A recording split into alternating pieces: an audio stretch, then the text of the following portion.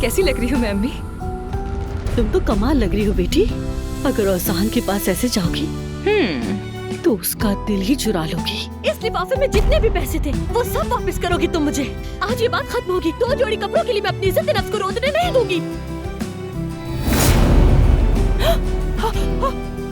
अरे लड़की, ये क्या है? दिमाग खराब हो गया है क्या? हाँ, मैं पागल हो गई हूँ। तुम जुमाना को नहीं जानते हो। हॉस्पिटल से निकलते ही आशिर के साथ खरीदारी करने चली गई। कपड़े, चीजें वगैरह सब लिया। अभी बस हम उसी बात पर झगड़ा कर रहे थे। चलो वेनिस चलते हैं। क्या? औसान, तुम मेरे साथ ऐसा कैसे कर सकते हो? कैसे? हमारी ख्वाब जैसी कहानी वेनिस में शुरू होगी। औसान मेरा हो जाएगा।